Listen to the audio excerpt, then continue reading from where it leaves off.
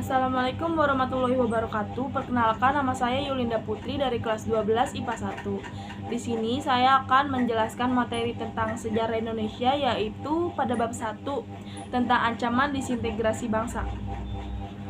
Disintegrasi merupakan keadaan tidak bersatu padu. Disintegrasi dapat menyebabkan munculnya pemberontakan terhadap pemerintahan yang sah. Faktor luar dari disintegrasi bangsa ini yaitu Belanda ingin menjajah kembali bangsa Indonesia. Yang dilakukan Belanda untuk menghancurkan NKRI yaitu Perang Agresi Militer Belanda ke-1 pada tahun 1947 dan Perang Agresi Militer Belanda ke-2 yaitu pada tahun 1948 dan juga melakukan blokade ekonomi. Faktor dalamnya itu yaitu setelah Indonesia merdeka, pemerintahan Indonesia yang dibentuk pada bulan Agustus 1945 harus menghadapi berbagai ancaman dalam negeri. Pemberontakan ini terjadi di beberapa daerah di Indonesia. Pemberontakannya yaitu ada pemberontakan PKI di Madiun tahun 1948. Pada tanggal 10 Agustus 1948, Musso datang ke Indonesia dan mengajak FDR untuk bangkit bersama PKI.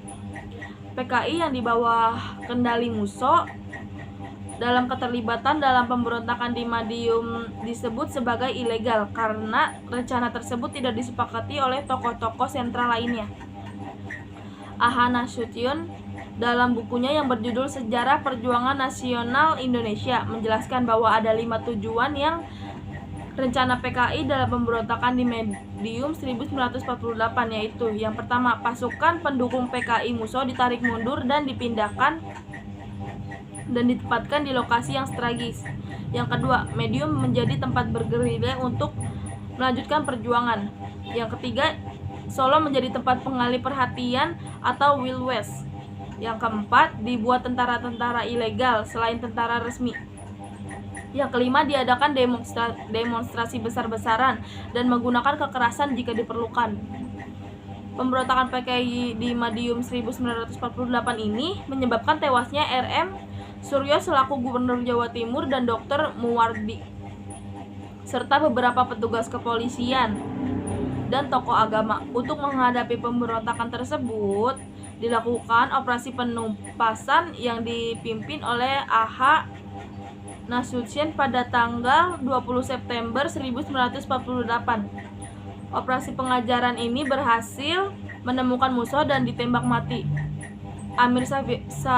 Amil Syarifuddin ditangkap di daerah Grobogan, Jawa Timur yang dijatuhi hukuman mati. Yang kedua, ada pemberontakan DITII. Peristiwa pemberontakan DITII ini dilatar belakangi oleh ketidakpuasan Kartosoewirjo terhadap kemerdekaan Indonesia yang dibayang-bayangi oleh kedatangan Belanda yang ingin berkuasa kembali. Pada tanggal 7 Januari 1948 diadakan perundingan Renville antara pihak Indonesia dengan pihak Belanda yang menimbulkan masalah baru. Kartosoewirjo beranggapan bahwa pemberian wilayah Jawa Barat sebagai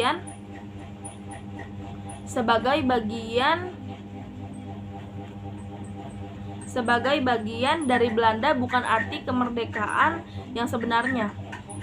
Oleh karena itu, kebijakan tersebut membuat Kartosoewirjo mengklaim bahwa Jawa Barat bukanlah bagian dari Indonesia lagi.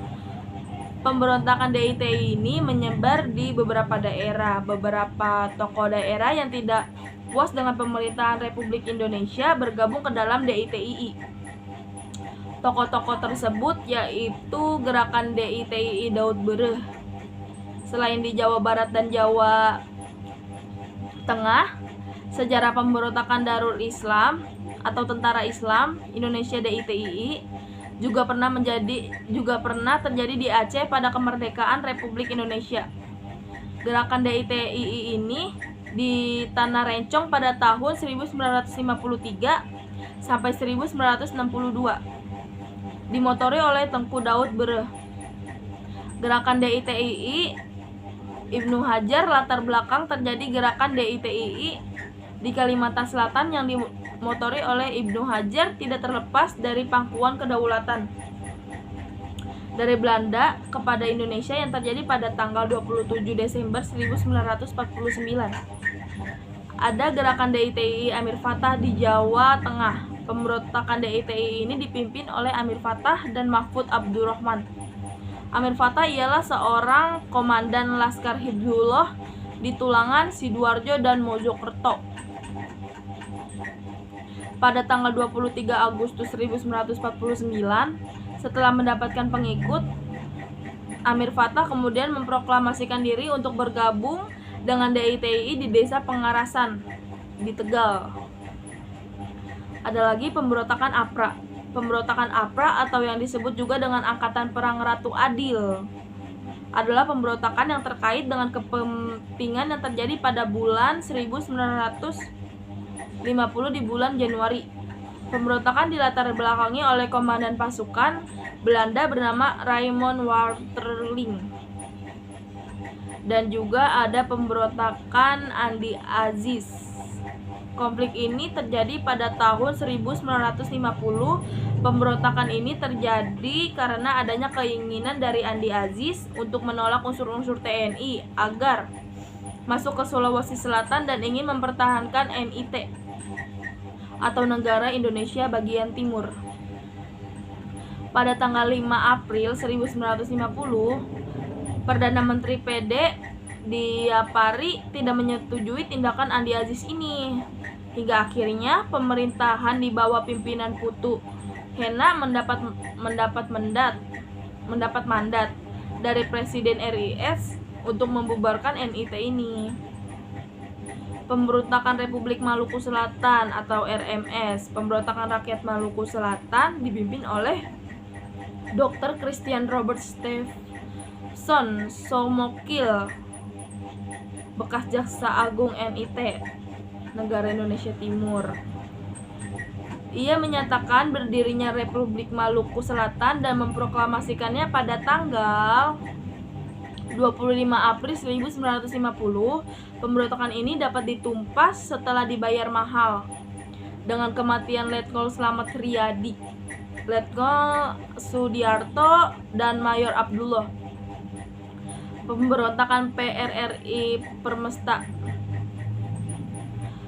Kabinet Ali Sastro Mijojo II harus menghadapi kesulitan karena adanya pergolakan di daerah-daerah. Hal ini disebabkan oleh adanya ketidakpuasan beberapa daerah di Sumatera dan di Sulawesi terhadap alokasi biaya pembangunan dan pemerintahan pusat. Ketidakpuasan ini didukung oleh beberapa panglima militer. Beberapa panglima militer tersebut membentuk dewan-dewan militer daerah sebagai berikut. Yang pertama, Dewan Banteng di Sumatera Barat dipimpin oleh Kolonel Ahmad Hussein, Komandan Resimen Infanteri 4 pada tanggal 20 Desember 1956. Yang kedua, ada Dewan Gajah di Medan dipimpin oleh Kolonel Malaudin Simbolon, Panglima Tentara dan Taritorum 1 TII pada tanggal 22 Desember 1956. Yang ketiga, ada Dewan Garuda di Sumatera Selatan dipimpin oleh Letkol Berlian. Yang keempat, ada Dewan Manguni di Manado dipimpin oleh Letkol Venze Semua pada tanggal 18 Februari 1957. Yang terakhir, ada pemberontakan G30 SPKI. Dalam usaha menyusun kekuatan dan merebut kekuasaan, PKI melakukan serangkaian kegiatan, yaitu membentuk biro khusus dengan ketuanya si Syam Kamaruzaman. Tugasnya merancang dan mempersiapkan perebutan kekuasaan dan melakukan infiltrasi ke dalam tubuh ABRI, organisasi politik dan organisasi massa. Menuntut dibentuknya angkatan kelima yang terdiri buruh dan tani yang dipersenjatai, melakukan aksi sepihak, sabotase, dan aksi teror untuk meningkatkan situasi revolusioner, serta melakukan aksi fitnah. pada jam 10 waktu Indonesia Barat tanggal 30 September 1965, PKI mengadakan pemberontakan. Gerakan ini mereka namakan Gerakan 30 September yang dibagi atas 3 kelompok tugas. Yang pertama, Komando Penculikan dan Penyergapan dipimpin oleh Leto Dul Arif, pasukan Pasopati. Yang kedua, ada Komando Penguasaan Kota dipimpin oleh Kapten Suradi, itu pasukan Bima Sakti. Yang ketiga, ada Komando Basis dipimpin oleh Mayor Udara Gatot Sutrisno, itu pasukan Gatot Kaca. Untuk menumpas G30 SPKI ini, di beberapa daerah dilakukan operasi-operasi militer, yaitu yang pertama Operasi Merapi di Jawa Tengah oleh RPKD di bawah pimpinan Kolonel Sarwo Edi Wibowo. Yang kedua ada Operasi Trisula di Blitar Selatan dipimpin Kolonel Mohyamin dan Kolonel Westernin. Akhirnya dengan berbagai operasi militer, pimpinan PKI DN Aidit dapat ditembak mati di Boyolali dan Letnan Untung Sutopo ditangkap di Tegal.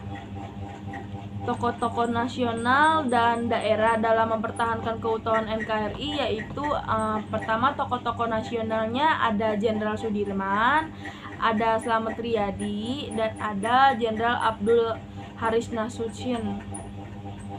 Dan tokoh perjuangan di daerahnya yaitu Sri Sultan Hamengkubuwono dan Sultan Syarif Hasim dan Frans Kaisiepo Silapapare dan Martin Inde. Sekian dari saya. Mohon maaf jika ada kata-kata yang belibet dan yang salah. Saya akhiri. Assalamualaikum warahmatullahi wabarakatuh.